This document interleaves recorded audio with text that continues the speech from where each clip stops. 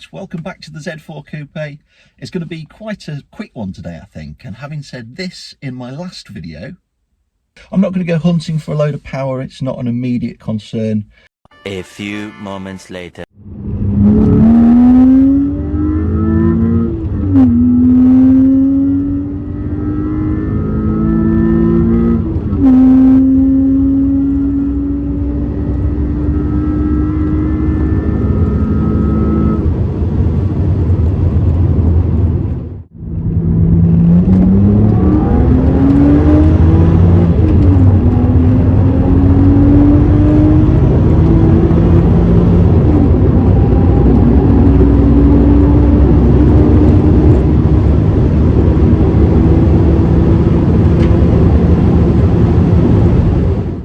What's this Wally gone and bought?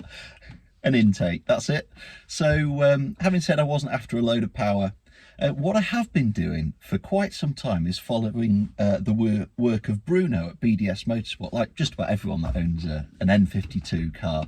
So he's done a load of development work on Z4s and 1 Series and probably 3 Series as well with the N52 engine, and done loads and loads of cool development work and shared loads and loads of his work, which is really cool. So shared the stuff that works, shared the stuff that doesn't work as well, and so in doing so he's earned himself a lot of credibility there in my eyes. What I'm not doing is going for one of his stage 3 or whatever kits that's going to give me 300 horsepower or 280, 290. Unfortunately I just don't have the funds. If I did, maybe I would.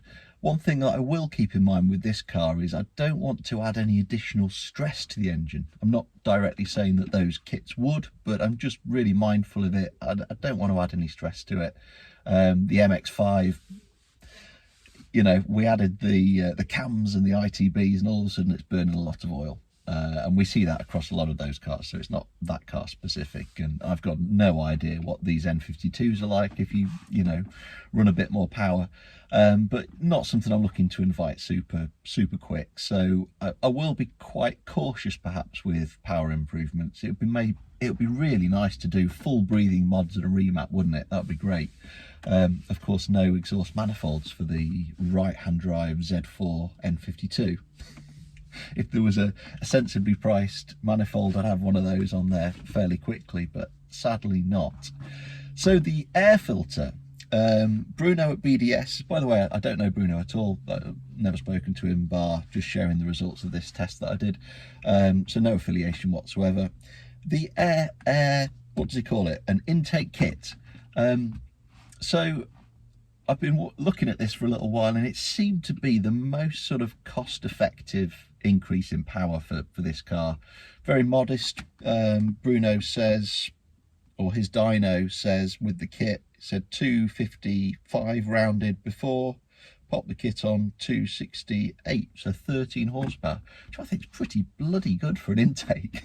Now what he's also done is shared the boosts in power from lots of the other stuff that he's done, and some things, you know, they're pretty modest in their improvements or increases. The air filter to me looks like, you know, the biggest bang for buck, so that's what I've gone for. Could I have used another air filter, pieced something together, used another kit? Absolutely, yeah, and probably would have got really similar results. My preference for the BDS kit is I understand the value of package. And if you are doing cumulative modifications, you know, the value of the package is sometimes greater than the sum of the parts. Sometimes something I've seen with my dad's work in Minis and A series, you know, you can have different parts from different companies and different sorts of tuning, and together they don't make all the power that they should do. Whereas if you've got a well-earned package that's been developed as a whole, sometimes you get a bit of extra juice for your squeeze. So, you know, if I do ever decide to do any of the other stuff that BDS do, I've got the intake to go with it, and it's the same intake that other things have developed with. There's probably a price premium for that.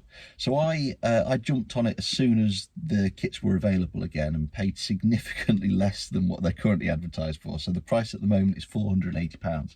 I didn't pay that happily. They've gone up quite a lot since I bought it, so I'm pleased I got in there. So yes, they're quite a lot of money, but £480 for 13 horsepower, if that's what it does, seems okay to me. It's naturally aspirated tuning. You're not going to get your 100 horsepower reflash like you do with a B58, unfortunately.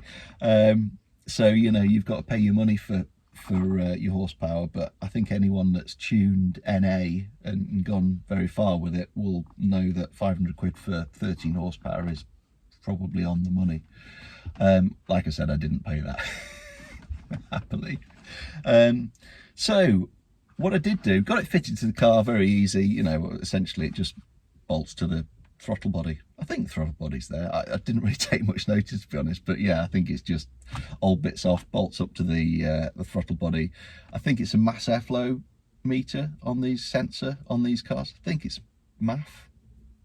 Probably is. If it's something else, then whatever.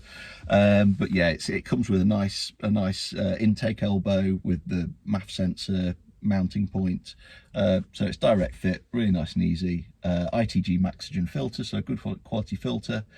What I did do though, I like performance testing stuff. I trust that the kit does make the power that Bruno advertises, purely because he's so open with the sharing of lots of his other stuff as well.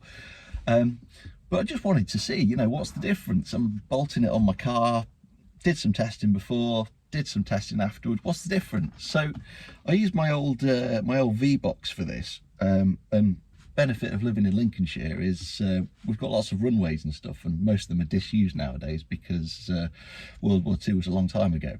But I managed to get on one of these and did some testing, not very long runway, so couldn't do like 200 100 to 200 kilometers an hour. It's just there wasn't room.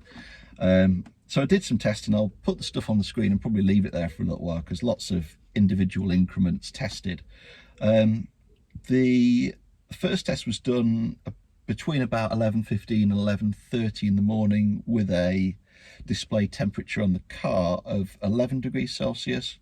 And the one that I'm most interested in is the biggest sweep of power, and that's between 80 and 160 kilometers. Don't ask me why I did kilometers, no idea. I think it's because 100 to 200 kilometers is often used, and that's in kilometers, but I'm normally a miles per hour guy. But anyway, 80 to 160. I did 3 runs, all pretty much back to back, just circling, all in the same direction. There is an incline, so these figures, these absolutes, aren't very useful for comparing to, because there's about a 10-meter incline over the measured distance. So see how that compares to what you have access to. But the average of the 3, 80 to 160 kilometers an hour, was 11.2 seconds. So I went home, fitted it all, had some lunch, went back. Between 2:15 and 2:30 at 13 degrees, so ambient temperature gone up by a couple of degrees. Same place, same. In fact, I didn't start at exactly the same point, or didn't start the 50 kilometer per hour sweep at exactly the same point. So the incline was actually slightly greater incline for the BDS, so a little bit higher temperature and a bit more incline. Trying to be repeatable, but it doesn't work against us that it's worse conditions for the BDS. And that 80 to 160 did the 3 runs again, 80 to 160 in 10.75 seconds, so 0.44 seconds shorter, which I'm almost surprised to see such a material difference. Yeah, I was quite pleased with that, really. What did I do? Did some maths as well. Yeah, the average was 4% quicker, 0.44, and the best run on each type was pretty much 5%, 0.54 faster than before. So real gains, and you can see all the different numbers for the different tests that I did. They're all on the same runs, but just different increments. But yeah, 0.44, nearly half a second in 80 to 160, which I think is probably quite a representative speed. What is it in English? 80 is 50 miles an hour, 160 is 100, so 50 to 100 pretty much. Yeah, nice, half a second saved, or 0.44 seconds saved material. So it works. I tested it, I made sure it works, and it's proper GPS thing, the V-Box, so it should be right. What I did do as well, because I'm a bit of a nerd and put it on the spreadsheet, 4% increase is, would you believe it, 10 horsepower. 10 horsepower. So if it's 255 horsepower, which seems about par from Bruno, 10 horsepower up, 265. Love it. And if you take the best, 5%, that's 13 horsepower. That's what Bruno said. Up to 267.8 brake horsepower based on a completely made up number of 250 to start off with. It'll probably see a dyno one day, but you know, I'm just hopeful that I've probably got some horsepower back that, you know, it never had in the first place, being a right-hand drive.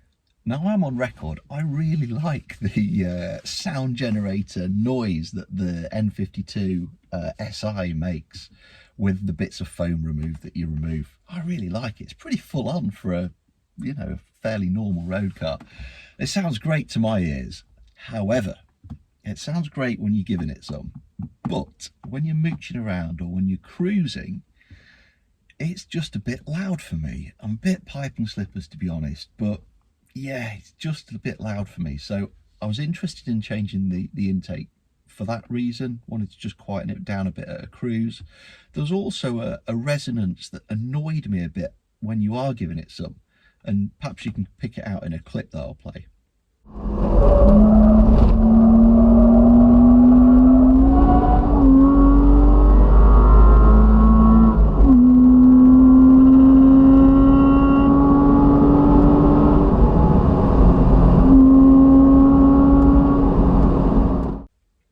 So you might be able to notice in there, sometimes there's this resonance that annoyed me.